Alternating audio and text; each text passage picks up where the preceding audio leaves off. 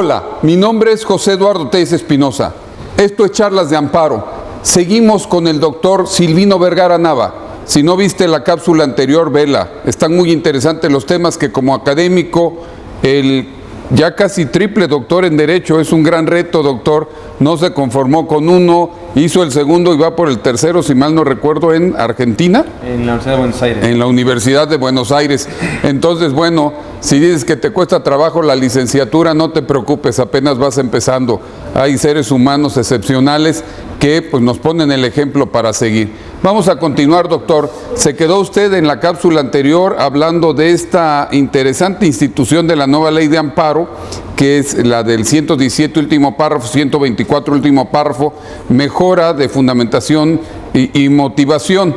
Yo tengo mi opinión muy personal, al igual que usted estamos en Argos Cursa Radio, y en la revista que recientemente acaban de editar publiqué un artículo en donde dice uno, ¿no acaso podríamos reflexionar en donde dice, le estás dando una segunda oportunidad a la autoridad? ¿Y no acaso es lo mismo que vas a obtener a través de un amparo? Porque si de lo que te quejabas, litigante, gobernado, era de que si te daban un amparo para forma, te iba a corregir la forma, pues te pasa exactamente lo mismo, nada más que yo digo que de alguna otra manera, como dijo el Tribunal Colegiado del Cuarto Circuito, no recuerdo exactamente cuál de ellos es, dice, no es violatorio del 17, porque al contrario, valga la expresión, te da un amparo de inmediato dentro del amparo, se subsana aparentemente la violación, pero también es sostenido, pero también hay una gran área de oportunidad de trabajo, porque suelo hasta pensar, siguiendo con técnica podría llegarse a levantar hasta alguna clausura, donde la autoridad responsable no mejore la fundamentación o motivación o la haga insuficiente. Es uno de los grandes temas. Seguimos, doctor. Y que también habría que analizar desde un punto de vista académico cuál es la frontera entre lo que es la ausencia de fundamentación y motivación y la indebida fundamentación y motivación. Entonces, hay veces que esa frontera pues es una barrera muy tenue, donde lejos de que sea en realidad una ausencia de fundamentación y motivación, pues en realidad es una indebida fundamentación y motivación, de tal suerte que con esta medida pues lo que están dando es la oportunidad de que posiblemente esa indebida fundamentación y motivación llegue al extremo de corregirse o subsanarse, ¿no? Y entonces ahí ya no estamos hablando de un amparo para efectos, sino ahí estamos hablando de que pues existiera un abuso en ese sentido, y un abuso que se da porque, bueno, pues la frontera a veces es muy tenue, ¿no? Pero ahí sería un amparo de fondo, claro, no estaríamos planteando la violación formal. Sí, el problema es que si la autoridad de por sí en el acto reclamado planteó una indebida fundamentación y motivación y al rendir el informe pues lo está enmendando, corrigiendo, modificando, por eso me refiero a esa limitación entre lo que es la ausencia de fundamentación y motivación y la indebida fundamentación y motivación, pues pudiera dar como consecuencia que le estemos permitiendo a que en el fondo, como bien lo comenta usted, pues le estemos dando esa segunda oportunidad para que enmende ese error que está cometiendo esa autoridad, ¿no? Entonces, digo, ahí el problema es que también hay una pues excepción, porque solamente es en materia administrativa, ¿no? Y en materialmente administrativo, dice el artículo y la reciente jurisprudencia de la Suprema Corte, no en derecho de petición, no en procedimientos, solamente en actos en donde la autoridad actuó oficiosamente sin intervención del particular y le afectó el acto materialmente administrativo. Así es, que son los procedimientos administrativos oficiosos, ¿no? Que la autoridad los inicia, emite algún acto reclamado, en este caso un acto que afecta los derechos del gobernado, y eso da como consecuencia pues esa pues permisión, pudiéramos decir, que se pudiera dar en esa medida con la ley de amparo como la encontramos. Pero bueno, así como ese ejemplo que consideramos que pudiera decirse, bueno, pues hasta aquí habría que ver si eso es necesario después modificarlo, enmendarlo. La Corte ya dijo que no, pero bueno, legislativamente todavía existe ese camino, ¿no? Habrá que ver si después en una siguiente reflexión de la Corte pues cambian el criterio, pero bueno, por lo pronto es uno de los asegúnes que pudiéramos decir que está en controversia en el tema de la ley de amparo. Otro que existía y que ese sí ya lo enmendaron, pues era el que habíamos comentado al final de la cápsula anterior, que tiene que ver con el tema de las sentencias en amparo directo, la posibilidad de acudir ante el amparo precisamente directo en contra de aquellas sentencias que otorgan un beneficio a ese quejoso, ¿no? Y entonces en materia pues en materia fiscal, en materia administrativa, en materia contencioso administrativa, pues a veces es muy complicado saber si existe incluso una propia nulidad lisa y llana, pudiera ser una sentencia que beneficie o que no beneficie efectivamente a un particular. Considero que la propia nulidad lisa y llana pudiera generar interés jurídico para promover el amparo directo. Si ponemos un ejemplo en una auditoría, vamos a suponer, a un contribuyente le dicen que es sujeto del IEPS y le imponen una multa ahí, vamos a pensarlo, y un crédito fiscal por ser sujeto del IEPS, y resulta que la auditoría se pasó más de los 12 meses que tiene la autoridad para terminar esa revisión. En términos generales diríamos que hay dos argumentos de fondo, ¿no? La caducidad especial, porque se pasó del plazo para fincar terminar esa auditoría, y por otro lado, pues el argumento de que yo no soy sujeto del IEPS, y resulta que en esa sentencia pues declaran la nulidad bajo el argumento de la caducidad especial, es decir, que la autoridad se pasó del plazo de los 12 meses para terminar esa revisión.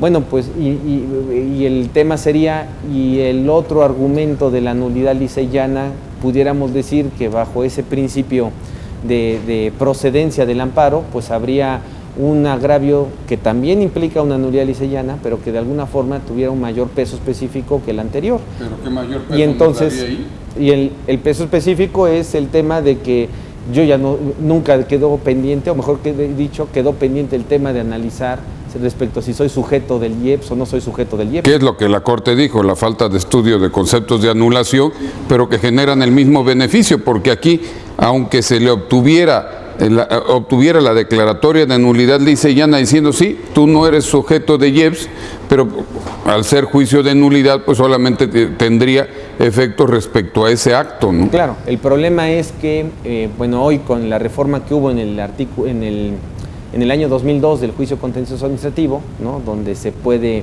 establecer sentencias tanto declarativas como condenatorias, posiblemente en ese particular, estamos haciendo una hipótesis, ¿no? En ese particular pues también solicitaba que se le diera de baja del sistema del RFC como sujeto de IEPS, ¿no? Claro. Porque al final el problema es que, bueno, pues el crédito fiscal quedó anulado por el tema de los 12 meses, pero mientras pues quedó en el limbo, pudiéramos decir, aunque ya dijo el Vaticano que el limbo no existe, bueno, quedaría en el limbo el tema de que si soy sujeto del IEPS o no. Entonces, creo que en esa parte en particular, considero que fue acertado lo que precisó la Corte relacionado al tema de que, bueno, pues hay un interés jurídico y no significa que simplemente, como lo dicen vulgarmente, a bote pronto, porque sea nulidad lisa y llana, pues ya con eso ya no procede. Pero dependerá mucho de la argumentación del quejoso, que yo suelo decir extremo, en la plática, tenga que llevar de la manita al juzgador para explicarle por qué razón es que va a haber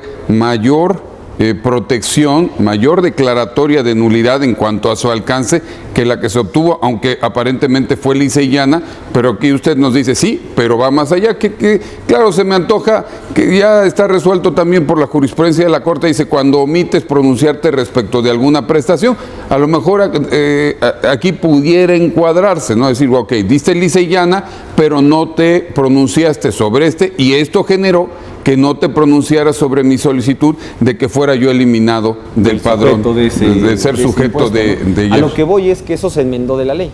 Ahorita lo que estamos platicando es, bueno, qué cosas buenas, qué cosas malas pudiéramos decir en términos generales que tiene la ley de amparo. Bueno, pues esta parte pudiéramos decir que era una parte que también como que no estaba muy cómoda desde el sentido pues de la procedencia del amparo, y bueno, pues aquí la Corte asumió la responsabilidad de enmendar ese, pues podríamos decir ese error legislativo en relación a ese beneficio que pues es tan ambiguo, ¿no? Y que de alguna forma creo que el siguiente camino sería modificar esa disposición, ¿no? Para que quede con mayor claridad pues la procedencia de ese amparo directo que estamos comentando.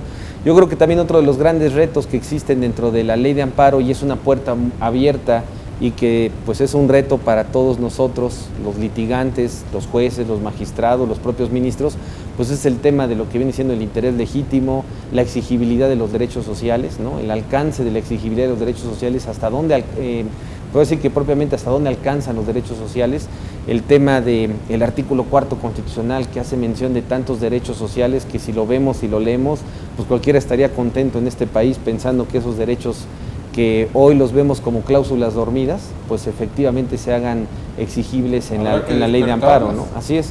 Y bueno, y ese es el gran reto, uno de los grandes problemas como lo comentábamos hace un momento en la conferencia, pues hay 3 retos en la instancia jurisdiccional, ¿no? La ponderación famosa, el tema de la exigibilidad de los derechos sociales y limitar al poder globalizado, que es el poder económico, ¿no? Y bueno, pues aquí en el tema de los derechos sociales, pues la reforma que se hizo en relación con el interés legítimo, pues va encaminado a esa parte, ¿no? Va encaminado precisamente a esos derechos sociales, que ha sido pues un paso hacia adelante en relación a reconocer esos derechos sociales, primero como derechos fundamentales, ¿no? Es decir, como derechos previstos en la Constitución a lo largo pues de los últimos, ¿qué será? Los últimos 10 años, ¿no? Que se han estado modificando el artículo 4º constitucional, pues vemos cómo le han estado adicionando esos derechos, y que son principios que desde la doctrina se les considera como principios progresivos.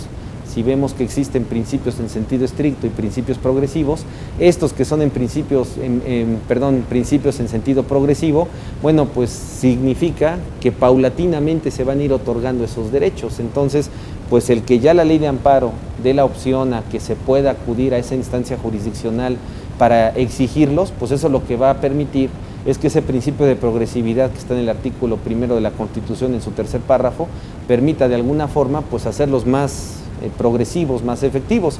El gran problema que existe es que al final del camino, lo que dicen los académicos, y esto ya lo veo desde el punto de vista de la academia, pues es que esos derechos sociales al final son derechos simbólicos, ¿no? Porque ¿cuál es el tope de esos derechos sociales, ¿no? Si nosotros vemos un principio en sentido estricto como el principio de legalidad, todo acto de autoría está fundado y motivado, o está fundado y motivado o no lo está, ¿no? Un principio en sentido estricto, ¿no? O es válido o no es válido, pero estos principios progresivos pues son bien complicados de saber cuándo se está tutelando el derecho a la salud, ¿no? Si el Seguro Popular, acuso ignorancia en esa parte, pero si el Seguro Popular hoy me puede hacer un trasplante de pulmón, o solamente me puede dar un té para la gripa, o ya no alcanza el té, ¿no? Entonces todos esos temas pues es una puerta abierta a la ley de amparo, de que, bueno, a lo mejor dicho, la ley de amparo, esa progresividad, pues en teoría le va a dar mucha celeridad, gracias a esa reforma de la ley de amparo, a estos derechos sociales. El gran problema es que después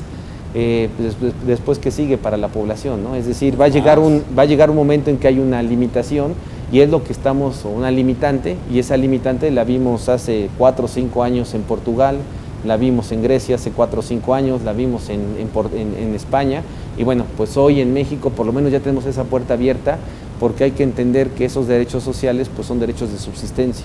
Y en un país tan disímbolo, donde unos pueden tener mucho dinero y otros no tienen ni cómo comer, bueno, pues yo creo que es una puerta muy importante, que para eso necesitamos, pues yo creo que ir quitando muchas formalidades en la ley de amparo, porque pues si los que se especializan y los que tratan de hacerlo de la mejor forma, a veces nos topamos con muchas formalidades, pues qué será de esos grupos tan desventajados en la sociedad, que pues aunque esté ahí la ley de amparo, pero si se mantienen esas formalidades, pues pueda generar toda esta serie de asegúnes para hacer exigibles esos derechos sociales.